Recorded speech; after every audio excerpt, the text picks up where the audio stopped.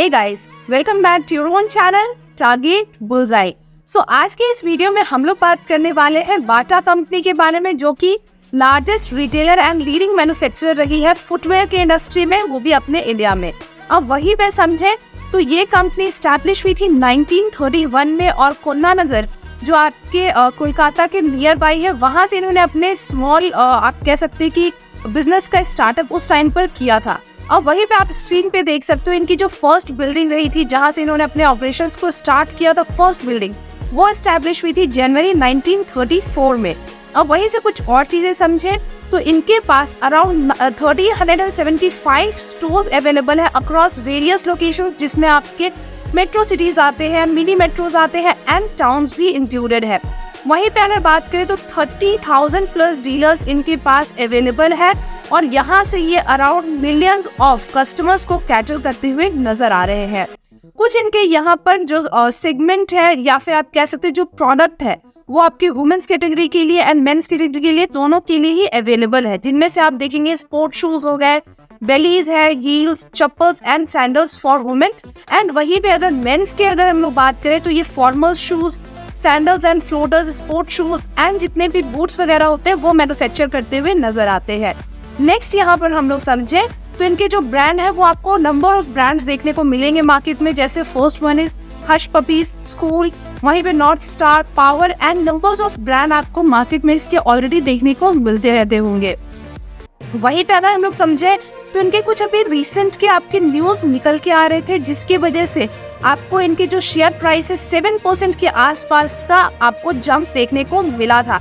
वो इसलिए हुआ है क्योंकि इनके जो एडिडास और बाटा के बीच एक स्ट्रेटेजिक पार्टनरशिप हुई थी, जिसके वजह से आपको एक मार्केट में इनके शेयर के अंदर काफी अच्छा खासा जंप देखने को मिला था।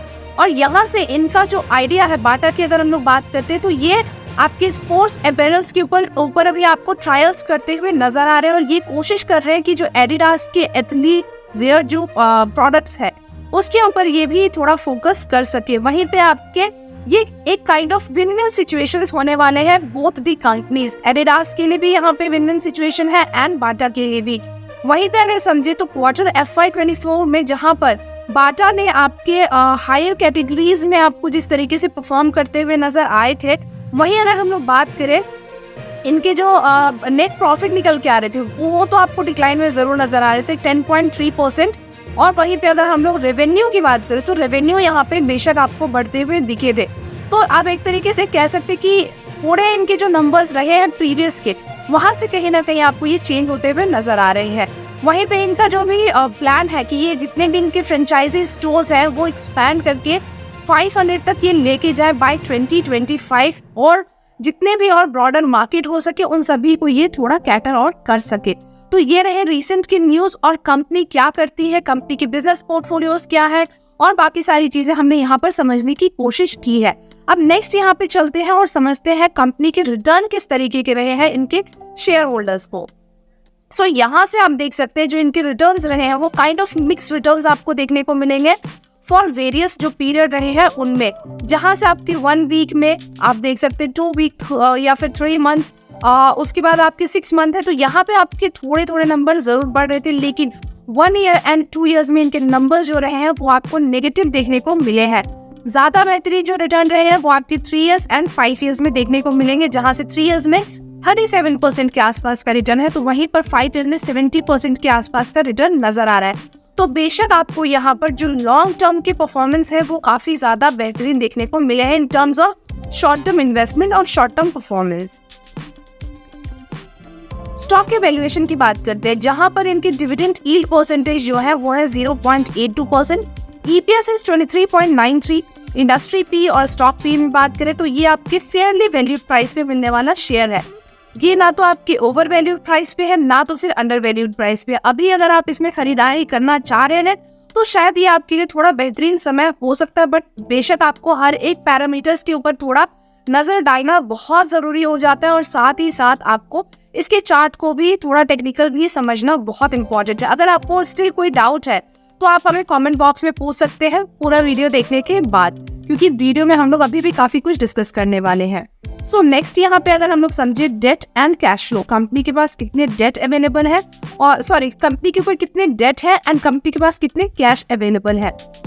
सो यहाँ पर कंपनी के ऊपर कोई भी आउटस्टैंडिंग डेट आपको देखने को नहीं मिले हैं, लेकिन कैश फ्लो की बात करें तो कंपनी के पास पॉजिटिव कैश फ्लो 523.19 करोड़ के आसपास कैश फ्लो आपको देखने को मिल रहे हैं, जो कि यहाँ से एक स्ट्रॉन्ग फाइनेंशियल पोजीशंस आपको दिखा रहा है इस कंपनी का। अब वहीं पे समझते हैं क्वार्टरली परफॉर्मेंस, किस तरीके से क्वार्टर ऑन क्वार्टर पे कंपनी आपको परफॉर्म करती हुई नजर आई है। सो यहाँ से आप देखेंगे sales, operating profit and net profit, तीनों ही पैरामीटर्स के ऊपर हम लोग बात करेंगे, और वो भी 4 क्वार्टर्स, जैसे कि सितंबर 22, दिसंबर 22, मार्च 23 एंड जून 23।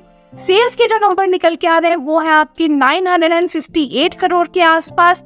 यहाँ से आपके जो नंबर रहे हैं, बेशक आपको फ्लक्चुएशंस देखने को मिले हैं, आपकी जो पीक सबसे हाईएस्ट जो नंबर निकल के आ रहे हैं सेल्स के परफॉर्मेंस की बात करें, वो आपके जून 23 में निकल के आया है 958 crore.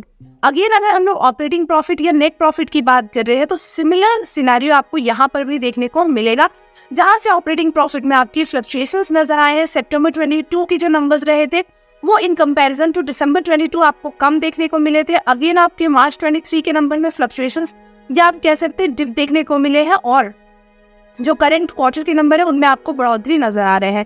Same with net profit, but still आपके जो नंबर्स रहे हैं हर एक क्वार्टर से, तो इस क्वार्टर में बेहतरीन ही नजर आएंगे। अब समझते हैं ईयर ऑन ईयर बेसिस की परफॉर्मेंस, किस तरीके से ईयर ऑन ईयर बेसिस पे कंपनी परफॉर्म कर रही है। सो यहाँ आप देखेंगे सेल्स के नंबर जो निकल के आ रहे हैं वो है 3452 करोड़। ऑपरेटिंग प्रॉफिट की बात करते हैं जो कि आपके 804 करोड़, और वहीं पे नेट प्रॉफिट है 323 करोड़। सो बेशक आपको जो जिस तरीके से क्वार्टरली परफॉर्मेंस नजर आए थे, क्वार्टर ऑन क्वार्टर बेसिस पे जो आपके नंबर्स रहे थे, उसी तरीके से आपको ईयर ऑन ईयर बेसिस पे भी करंट ईयर में नंबर जो है वो आपको बढ़ते हुए ही नजर आए हैं, बाकी जो पिछले नंबर्स रहे थे उन सभी के मुकाबले। अब वहीं पे हम लोग समझते हैं sales and profit growth ratios. तो यहाँ से आपको जो नंबर्स नजर आने वाले हैं वो यही है कि जहाँ पर पिछले 5 साल में नंबर्स इनके 7% और 6% हुआ करते थे, वहीं पर प्रॉफिट ग्रोथ की अगर बात करते हैं तो प्रॉफिट ग्रोथ के नंबर आपके एक साल में 316% हो चुके हैं। दैट मीन्स आपके सीधा 6% से आपको यहाँ पर जो जंप देखने को मिला है वो है 316%। और वहीं पे सेल्स के नंबर्स की बात करें तो ये भी आपको बढ़ते हुए नजर आए हैं, बट स्टिल ये भी आपको 45% के आसपास नजर आ रहे हैं। बट स्टिल अगर हम लोग दोनों की बात करें तो करंट ईयर में या फिर एक साल के अंदर आपको कंपनी ज्यादा बेहतरीन परफॉर्म करती हुई दिखी है, और ये दोनों ही नंबर्स काफी ज्यादा आपको यहाँ पर स्ट्रॉन्ग नजर आ रहे हैं। नेक्स्ट यहाँ पे हम लोग समझे ROA एंड ROCE रेशियोज। तो इनके जो रेशियोज निकल के आ रहे हैं यहाँ पर भी आपको काफी अच्छा खासा एक बढ़ोतरी देखने को मिल रहा है, बिकॉज जो पिछले 5 साल के नंबर थे 12% इनके ROA निकल के आ रहे थे, और जो ROCE थे वो आपकी 22% थे। और यहाँ से ROE एंड ROCE दोनों में ही आपको एक डिप देखने को मिला था इस 3 साल के नंबर में, बट अगेन ये दोनों ही नंबर आपको वापस से बढ़ते हुए नजर आए हैं। नाउ शेयर होल्डिंग पैटर्न्स की बात करते हैं, जहां पर आप देखेंगे शेयर होल्डिंग पैटर्न्स में प्रमोटर, DIIs, FIs एंड जो आपके पब्लिक है उनके नंबर्स ऑलमोस्ट इंटैक्ट बने हुए। थोड़े बहुत बेशक आपको फ्लक्चुएशन देखने को मिले, लेकिन ऐसा नहीं हुआ है कि जहां आपके DIIs के नंबर्स जो थे वो आपके नीचे थे और ऑल ऑफ अ सडन आपको प्रमोटर से ज्यादा होल्डिंग देखने को मिल रहा है, ऐसा कुछ भी नहीं हुआ।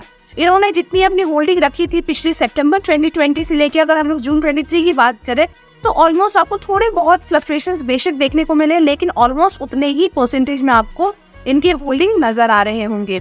अब वहीं पे अगर बात करें तो प्रमोटर्स ने किसी तरह की कोई प्लेजिंग अपने शेयर्स की नहीं की हुई, जो कि एक और अच्छी चीज यहाँ पर निकल के आ रही है। साथ ही अब हम लोग बात कर लेते हैं कि कौन कौन से म्यूचुअल फंड है जो यहाँ पर हाईली इन्वेस्टेड है। So these are 4 mutual funds जो आपको यहाँ पर इन्वेस्टमेंट करते हुए नजर आ रहे हैं। सो आपके first one is from coated focused equity fund direct growth which is 2.57%। ICICI प्रूडेंशियल्स की बात करें 2.52, कैनरा रोबेको कंज्यूमर की बात करें 2.44 एंड मिरे एसेट्स की बात करें 2.38%। तो ये रहे आपके 4 म्यूचुअल फंड जो यहाँ आपको इन्वेस्टमेंट करते हुए नजर आ रहे हैं। तो हो सकता है आपको आने वाले समय में शेयर में और थोड़ा आपको बढ़ोतरी देखने को मिल सकता है, या फिर यहाँ पे आपको इन्वेस्टर्स जो है लॉन्ग टर्म बेसिस की जो इन्वेस्टर्स है वो आपको थोड़ा इसमें और इंटरेस्ट बनाते हुए नजर आ सकते हैं, क्योंकि ये जो पार्टनरशिप होने वाली है इसकी वजह से काफी ज्यादा फायदे होने वाले हैं। जो आपके कंपनीज है उनको तो होगी ही, बाकी शेयर होल्डर्स को भी जरूर फायदा होगा ही होगा। तो इसके बेसिस पे अगर आपको लगता है कि आपको इन्वेस्टमेंट करना है या फिर आप इसमें इन्वेस्टमेंट करना चाह रहे हैं तो इट्स बेटर कि थोड़ा आप खुद से भी रिसर्च करें, थोड़ी एनालिसिस करें। बाकी अगर आपको डाउट रहता है तो बेशक हम लोग हैं ही आपको हेल्प करने के लिए। तो कमेंट बॉक्स में अपनी जो भी क्वेरीज है वो जरूर डालें। बाकी आपसे मिलेंगे नेक्स्ट वीडियो में बहुत ही जल्द। तब तक के लिए thank you and take care, bye bye.